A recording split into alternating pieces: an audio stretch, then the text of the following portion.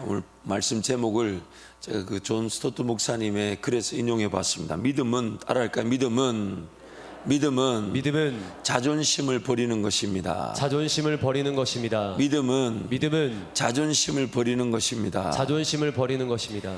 오늘 본문 3장 21절부터 26절을 이 존 스토트 목사님은 이렇게 한번 정리하셨어요. 그리스도의 십자가에 나타난 하나님의 의, 그 하나님의 의를 만족시키기 위해 그리스도의 십자가가 반드시 필요했다는 것입니다. 그래서 첫 번째 칭의, 그 하나님의 백성들을 어렵다고 부르시는 칭의의 근원은 다름 아닌 하나님과 그분의 은혜라는 것입니다. 전적인 은혜라는 것입니다. 두 번째로 칭의의 근거는 그리스도와 그분의 십자가다. 오늘 우리가 의롭게 된 것은 전적인 하나님의 의를 만족시킨 결과인데, 그 하나님의 의를 만족시키기 위해서는 우리가 우리 죽음의 문제를 해결할 수 없으니까 그 죄악과 진노의 그런 대가를 우리가 지불할 수 없으니까 예수 그리스도와 그분의 십자가가 그 칭의의 근거, 우리를 의롭다고 부르시는 근거가 된다는 것입니다. 그래서 그리스도와 그분의 십자가 근거를 세 가지로 얘기한, 첫 번째는 오늘 본문에 보니까 그리스도 예수 안에 있는 속량으로 말미암아, 속량. 두 번째는 이 예수를 하나님이 그의 피로서 믿음으로 말미암는 화목 제물로 세우셨다. 그리스도와 이 십자가의 칭의의 근거는, 세 번째는 하나님께서 길이 참으시는 중에 전에 지은 죄를 관과하심으로 자기의 의로우심을 나타내려 하셨다. 그리고 마지막으로 칭의의 수단으로서 오늘 본문에서 믿음, 즉 우리가 의롭다고 불려지는 것은 하나님이 선물로 주신 믿음으로 우리가 그 의로움이 받아들여지고 그 의로움의 길을 걸어갈 수가 있게 되었다는 것입니다. 의롭게 된 것이 어떻게 우리에게 적용되었냐?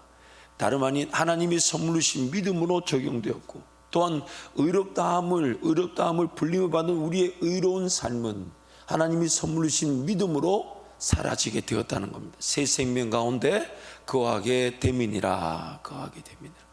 이 말씀을 한번 토대로 칭의의 근거에 대한 말씀 중심으로 한번 살펴보겠습니다. 첫 번째, 그리스도와 그분의 십자가 칭의의 근거는 의롭게 되었다고 불리는 것은 전적인 하나님의 의에 따른 은혜였다는 것입니다.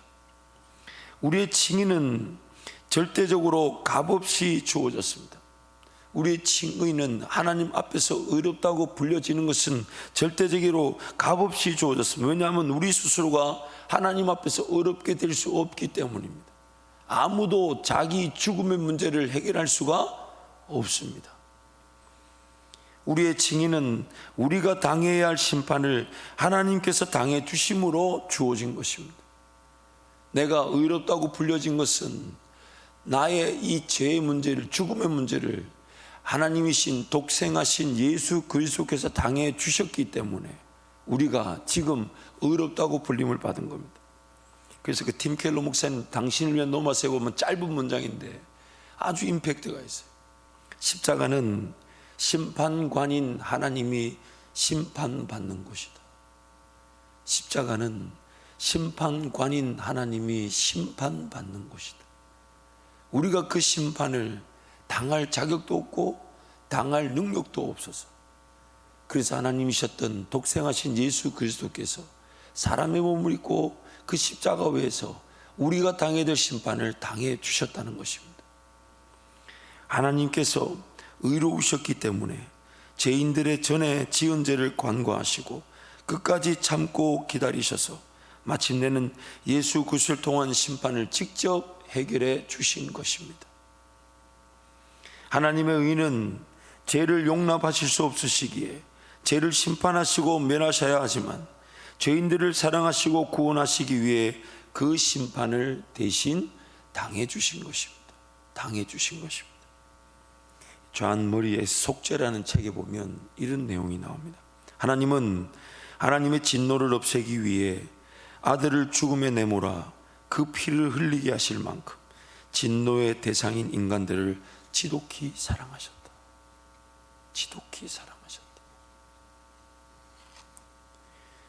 세 번째로 그 하나님의 의는 죽음이라는 값을 주고 사신 하나님의 의입니다. 죽음이라는 값을 주고 사셨다 하면서 그 칭의의 근거가 되는 예수 그리스도를 통해 이루신 그 세 가지 근거를 제시하죠. 첫 번째가 속량이라는 말은 죄의 종과 노예했던 우리를 예수 그리스도께서 십자가에 달려 죽으시며 피 흘리심으로 우리를 사서 해방시키신 것입니다. 그래서 우리가 받은 이 구원은 가치가 없지 않아요. 예수 그리스도의 생명의 가치라는 엄청난 가치가 있지만 우리가 그 가치를 대신할 수 없고 지불할 능력이 없어 거저 받은 것입니다. 거저 받은 거예요. 또한 예수 그리스도를 화목 제물로 세우신 것은 죄에서의 자유와 해방을 받은 죄인들이 하나님의 진노를 피하고 하나님과 친밀한 화목의 관계, 즉 동행을 누리게 하시는 거예요. 그리스도의 피로 속량하심으로 우리가 이 죄와 사망의 법에서 자유하게 됐고 죄의 종에서 해방되게 되었지만 여전히 우리는 하나님의 사람답게, 백성답게, 의인답게 살아갈 능력이 없습니다. 그래서 예수 그리스도는 우리의 죄값을 지불해 주셨을 뿐만 아니라 또한 그분이 화목제물, 하나님과 우리의 관계를 회복시켜 주심으로 우리가 하나님과 관계, 회복된 화목의 관계 속에 의인으로서 살아갈 근거가 되시는 것, 근거가 되시는 것. 심지어 성경은 의인으로 모든 것을 예수님이 다 이루셨기 때문에 우리에게 요구되어지는 것이 없으며 우리는 이루신 예수님을 따라가며 예수님이 이루신 것을 우리 삶에 적용시켜 열매로 맛보게 되더라는 것입니다. 그래서 우리가 살아가면서 맛보게 되는 모든 성령 열매는 이미 예수께서 의롭다, 예수께서 의인으로서 이뤄놓으신 그 열매를 우리의 삶 가운데 열매로 맛보는 것입니다. 맛보는 것입니다. 또한 예수 그리스도께서 죽으심으로 그 칭의의 근거가 되는 세 번째는 하나님께서 길이 참으시는 중에 전에 지은 죄를 관광하심으로 자기의 의로우심을 나타내심은 하나님께서 그분의 의로우심으로 우리를 기다려 주시고 인내해 주셨기 때문에 우리가 구원을 얻은 것입니다. 오늘 하나님의 의는 우리의 영적 형편을 아시고 끝까지 참아주셨어요. 끝까지 기다려주셨어요. 그 죄 가운데서 하나님을 무시하고 거절하고 심지어 반역하고 원수된 것처럼 살았었는데 하나님께서 우리의 죄인됨을 끝까지 관과해 주심으로 노하기를 더디하시고 자비하시고 인내하시고 인자하셔서 오늘 우리가 이렇게 용납되어졌고 우리가 이렇게 구원을 받았고 이렇게 하나님을 섬길 수 있게 된 것입니다. 하나님께서 지금도 여전히 참아주셔서 죄인들이 구원을 받게 되는 것이며 구원 얻은 죄인들도 하나님을 경험하며 예배할 수 있는 것입니다. 그러므로 여러분 누구든지 하나님을 믿고자 하는 자들에게 모든 믿는 자들에게는 차별이 없다는 것은요 지금도 예수 그리스도를 믿지 않는 자들을 우리가 믿지 않는다라고 심판하고 정죄할 수 없습니다. 왜냐하면 하나님이 그들도 참아주고 계십니다. 그들도 하나님께로 돌아오도록. 그래서 디모데 말씀이 뭐라고 합니까? 모든 사람이 진리를 아는 데 이르기를 원하는다. 하나님께서 모든 사람이 진리를 알고 그 진리를 믿는 데 이르기를 원하신다. 그래서 교회 바깥에 누구든지 간에 그래서 평가하고 판단할 게 아니에요. 기도하고 기다려주고. 왜냐하면 하나님이 그들을 기다리고 계시고 하나님이 그들을 참아주고 계시고 하나님이 그들을 품어주고 계시기 때문에. 두 번째로 교회 안에도 보면요 참 죄인들이 많아요. 이렇게 보면 돼요. 세상 모든 죄인들의 종류는 교회 안에 다 있습니다. 제가 종종 이런 비유를 쓰죠. 여러분 목욕탕에 갈 때 때를 밀고 가나요? 때를 밀러 가나요? 밀고 가시는 분들이 있는 모양이에요. 여러분 병원에 갈 때 고치고 가나요? 고치러 가나요? 잘 모르시나요? 예배당에 교회 올 때 용서함 받으러 가나요? 용서 받고 가나요?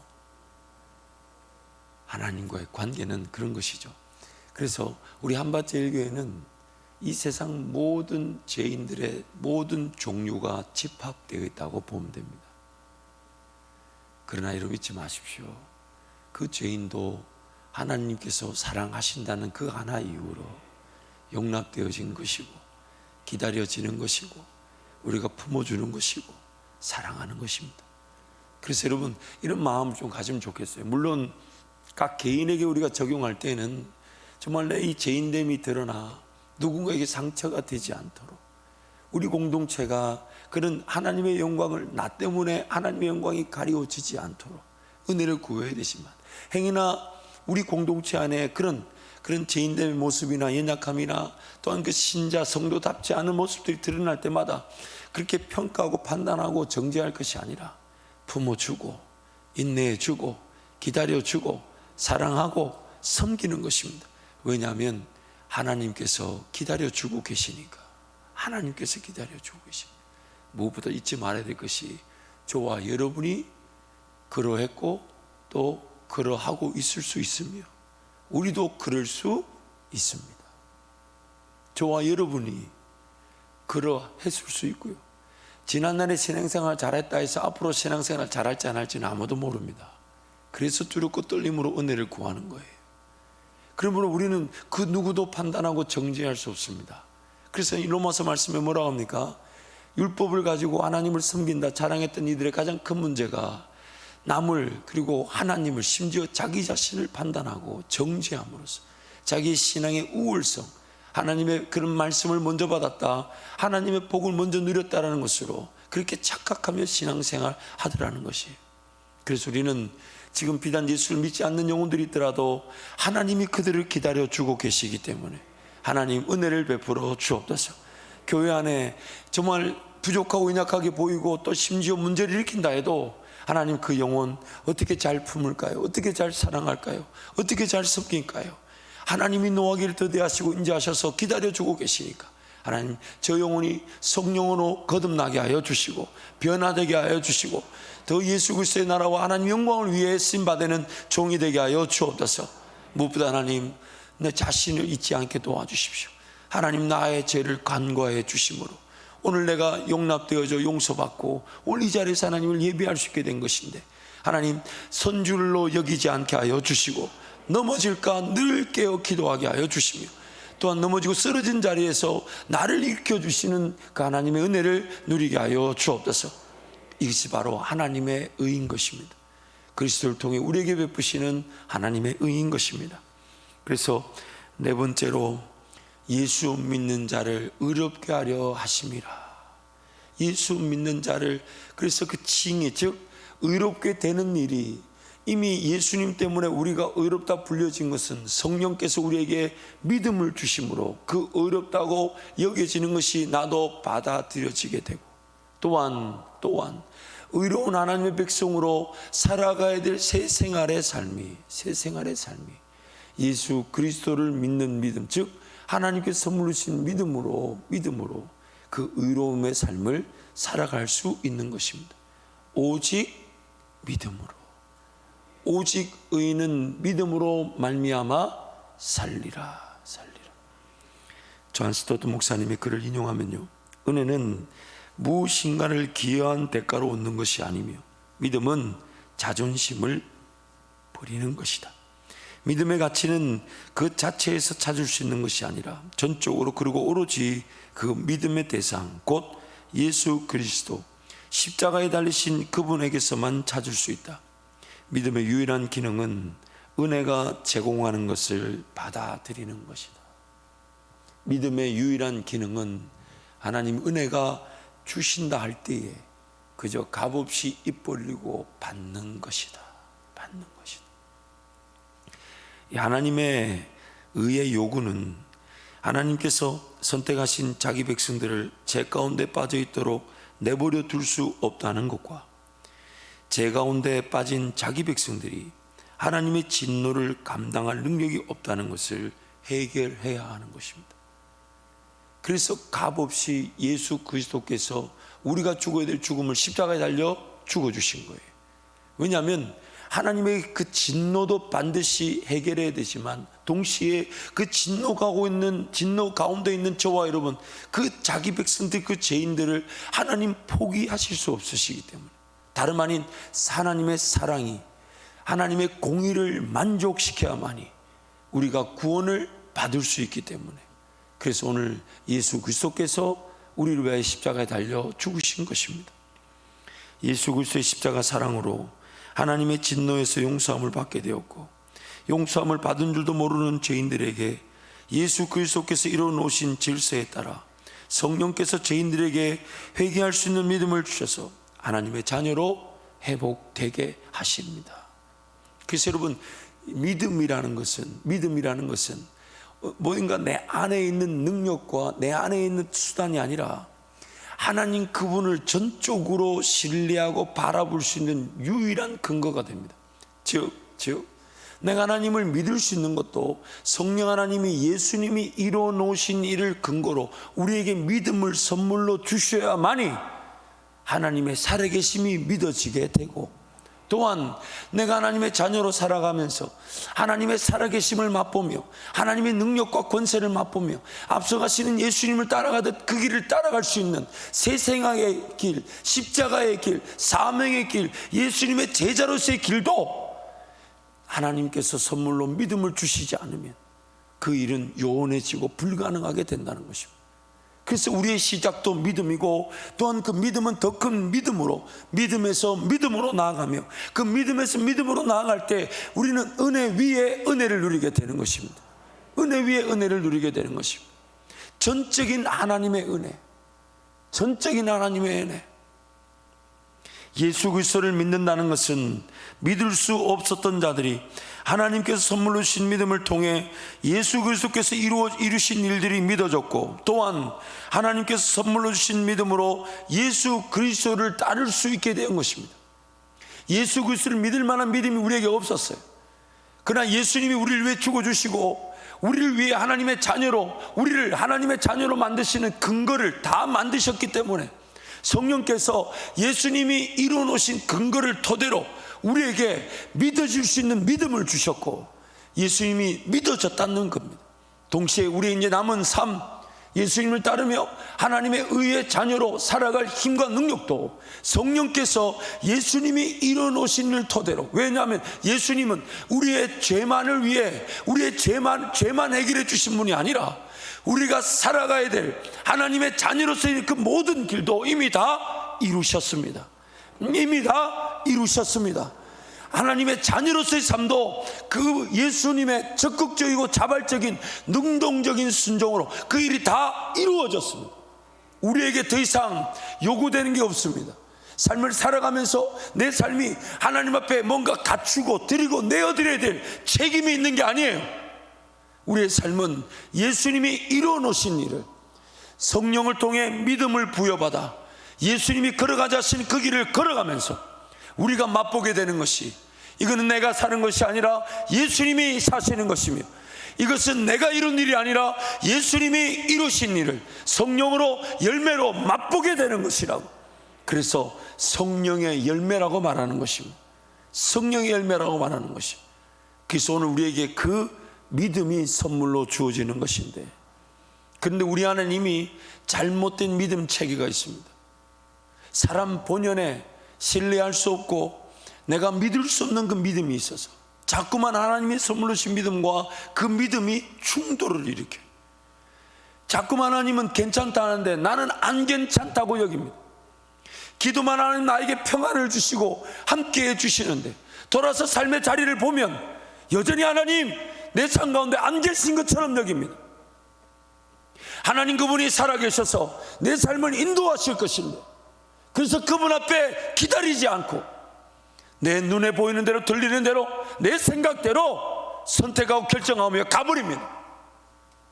하나님은 지금 그 길을 원하셨던 게 아닌데, 하나님은 지금 그렇게 선택하기를 원하지 않으시는데, 하나님이 주신 방법이 아닌데, 하나님이 지금 원하시는 게 아닌데, 나도 모르게 그냥 하나님이 나와 함께 하시겠지, 하나님 나에게 주신 믿음이겠지, 끝까지 인내하며 하나님을 기다리지 않고 내 생각, 내 방법, 내 믿음을 하나님이 선물로 주신 믿음인 양 착각하고 결정해 버립니다. 인생이 여러분 왜 어려워졌습니까? 인생이 왜 이렇게 복잡해지게 되었습니까? 인생이 왜 이렇게 쉽지 않게 되었습니까? 하나님의 뜻을 몰랐던 우리의 잘못이에요. 하나님의 인도하심에 철저하게 인내하지 못했던 우리의 죄인됨이었습니다. 하나님 그분의 능력에 온전히 기다리지 못했던 우리의 부족함이었습니다. 분명히 하나님 나라와 영광을 위해 쓰임받을 수 있도록 구별된 인생인데, 그런데 어느 순간 삶이 내가 주인인 양 살았고, 내가 주인인 양 삶이 사라져서 오늘 이 실력 없는 것도 내 죄의 문제며, 영향력이 없는 것도 내 죄인됨의 선택의 결과이며, 오히려 살아가면 살아갈수록 하나님 영광 가릴 수밖에 없는 것이 내 죄인됨의 상태인 것인데, 그럼에도 불구하고 우리는 여전히 그 죄인됨의 자리에서 하나님이 선물로 주신 믿음을 기다리지 못한 채 그냥 막 삽니다. 그냥 최선을 다해 삽니다. 물론 그 자리에서도 하나님 지켜주셨어요. 그 자리에서 하나님 도와주셨어요. 그러나 그 반성이 없이 은혜만을 누리고자 한 것이 결국 내 삶을 지치게 만들고 힘들게 만들고 하나님을 하나님답게 섬기지 못하게 만든 것입니다. 사랑하는 성도 여러분, 오늘 하나님 우리에게 선물로 주신 믿음은 이미 예수님을 있게 만들어 주었지만, 그러나 또 그 믿음이 아니면, 선물로 주신 믿음이 아니면 내 삶은 어떤 어려움과 아픈 문제 가운데 사로잡혀 헤매이며 방황하며 흡이될지 모릅니다. 오늘 하나님 나에게 믿음을 주시되, 잊지 마십시오. 어제 믿음으로 오늘 살 수 있는 게 아니에요. 오늘 또 오늘의 하나님이 선물로 주신 믿음이 필요하여, 그래서 이 말씀의 자리, 기도의 자리에 달려 나온 것이니까, 하나님 나에게 믿음을 더하여 주옵소서, 나에게 믿음을 더하여 주옵소서. 그래서 믿음이 더해지는 채널이 딱 하나밖에 없다 하잖아요. 로마서 10장 17절 말씀, 믿음은 들음에서 나며 들음은 그리스도의 말씀으로 말미암았느니라. 그 말씀이라고 할 때 그 듣는 기준이 되는 말씀이 뭡니까? 기록된 말씀. 왜냐하면 우리의 모든 기도의 자리에서 듣게 되는 성령의 음성은 이 기록된 말씀의 범위를 벗어나지 않습니다. 이 기록된 말씀이 분명한 안전장치와 최고치의 기준이 되었습니다. 이 기록된 말씀 안에서 저와 여러분이 들어야 될 주관적인, 그리고 친밀하면서도 감미로운 사랑의 음성을 듣게 되는 것, 그게 바로 그리스도의 말씀인 것이니까, 그래서 우리가 말씀을 붙들고 기도하는 겁니다. 그때 이 말씀에 근거하여 나에게만 주시는 그 음성, 그때 우리가 듣게 될 것이고, 말씀과 기도로 듣게 된 그리스도의 말씀 우리에게 믿음을 더하여 줄 때에 우리는 꿈을 발견하게 될 것이며, 비전을 발견하게 될 것이며, 하나님의 뜻을 식별하게 될 것이고, 또한 그 식별되어진 뜻이 하나님의 방법에, 하나님의 때에 따라 하나님의 역사로 나타나게 되는 것입니다. 팀 켈러 목사님의 당신을 위한 로마서의 그 믿음을 이렇게 좀 구체적으로 설명합니다. 성경에서 믿음이란 그리스도의 구원 사역을 어떻게 받느냐에 관한 것이다. 믿음은 빈손으로 하나님께 나오는 태도일 뿐이다. 어린아이가 엄마가 줄 것을 믿으며 원하는 것을 달라고 할 때 아이의 요구 자체에 엄마에게 받을 만한 어떤 자격이 포함되어 있는 것은 아니다. 그것은 엄마의 관대함을 얻는 방법에 불과한 것이다. 자존심을 버리는 것이 믿음이다. 즉 자기 부인. 이 새벽에도 우리는 그렇게 기도하는 것이죠. 하나님, 제가 지금 이 문제를 보는 것이 정말 하나님도 문제로 보시는 겁니까?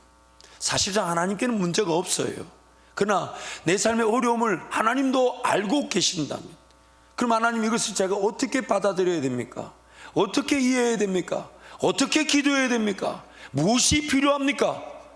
그러나 하나님, 이 어려움과 문제를 해결하는 데만 인생이 허비되지 않게 하여 주시고, 하나님 나라 꿈을 발견하게 하여 주시고, 하나님이 영광 받으실 길을 발견하게 하여 주시고, 또한 그 길을 걸어갈 능력을 주시고, 또한 그 길이 시작될 시기와 때를 인도하여 주옵소서. 하나님의 뜻이 하나님의 방법으로 하나님의 때에 이루어져야 그것이 바로 믿음의 역사이기 때문에, 그래서 믿음이라는 것은 내 모든 걸 인정하지 않는 것이 믿음입니다. 지금 내가 여기고 있는 것들, 내가 필요하다고 내가 원하는 이 모든 것들도 하나님이 원하시는 것이 아닐 수 있다. 비단 어제까지의 삶이랄지라도, 어제까지 내가 감당했던 일터와 직장과 사역이랄지라도 하나님이 오늘 아니라 하시면 아닌 것이고, 맞다 하시면 맞는 것이고, 지금 내 머릿속에 든 계획과 방법들, 지식과 지혜가 하나님의 것이라면 하나님이 그것이 나타나도록 인도해 주실 것이나, 아니라 하신다면 하나님 무엇입니까? 무엇입니까? 깨닫게 하여 주옵소서. 깨닫게 하여 주옵소서. 믿음이라는 것은 전적으로 하나님을 신뢰하며 바라보는 것입니다. 전적으로. 그래서 하나 더 제가 인용을 하자면요, 만약 당신이 믿음 때문에 구원받았다고 생각하게 된다면 그리스도를 응시하는 것을 그치고 당신의 믿음에 주목할 것이기 때문이다. 의심에 사로잡히면 삶은 덕걸거릴 것이고, 기분이 들뜨거나 확신이 없으면 근심에 휩싸일 것이다. 그렇게 되는 것은 당신이 믿음을 행위로 바꾸는 잘못을 저질렀기 때문이다.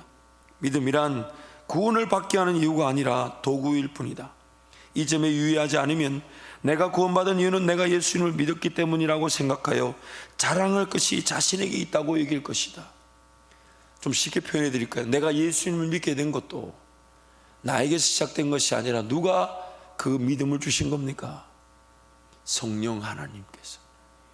성령 하나님. 그래서 뭔가 나한테 믿음이 필요하다는 것은 다름 아닌 내 모든 것을 내려놓고 포기하고 하나님이 지금 나에게 말씀해 주시면 그것이면 충분합니다. 충분합니다. 어제까지 그렇게 살았다 해도 오늘 아니라 하시면 전 오늘 새 길을 열어가실 하나님을 신뢰합니다. 그 하나님, 어제까지 살았던 삶이 오늘도 감당해야 될 직업과 사업과 사명이라면 그 감당할 능력을 하나님이 주실 것을 믿습니다. 그러나 하나님, 더 놀라운 꿈과 비전을 놓치지 않게 하여 주시고 날마다 하나님께로 달려나와 아무런 조건 없이 이유 없이 그저 베풀어 주시는 은혜에 따라 나에게 하나님 나라를 깨닫게 하여 주시고 하나님의 은혜를 누리게 하여 주옵소서. 그 하나님께서 오늘 우리를 살려주실 것입니다. 여러분, 마태복음 25장 말씀에 가보면, 마태복음 25장 말씀에 가보면 열처녀 비유가 나옵니다. 열처녀 비유 중에 5은 슬기롭고 5은 미련했다고 그럽니다. 근데 열처녀들이 무엇 때문에 등장하냐? 다름 아닌 신랑 대신 예수님을 기다리는 신부로 비유됩니다.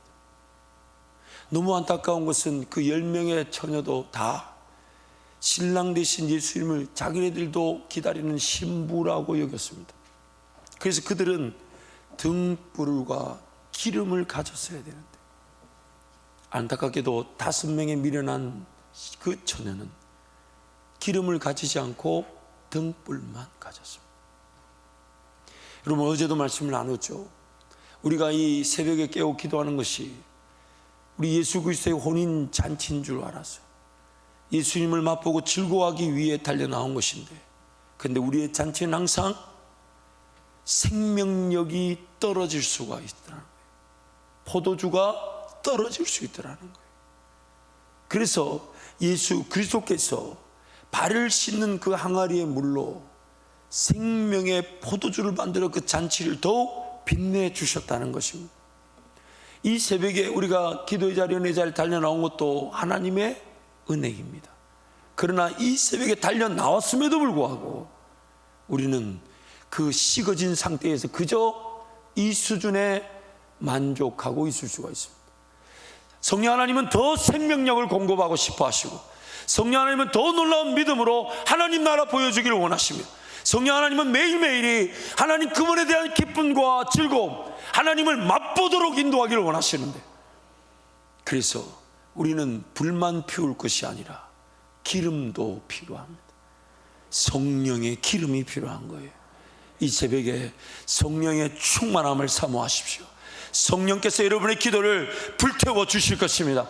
나를 태우는 기도가 아니라, 불타 없어지고 소멸될 불이 아니라 영원히 소멸되지 않을 성령의 불로, 성령의 충만함으로 기도하게 하심으로 이 인생 기도가 반드시 응답받는 기회가 되게 하시며 반드시 하나님 만나는 역사의 시간이 되게 하실 것입니다. 우리 찬송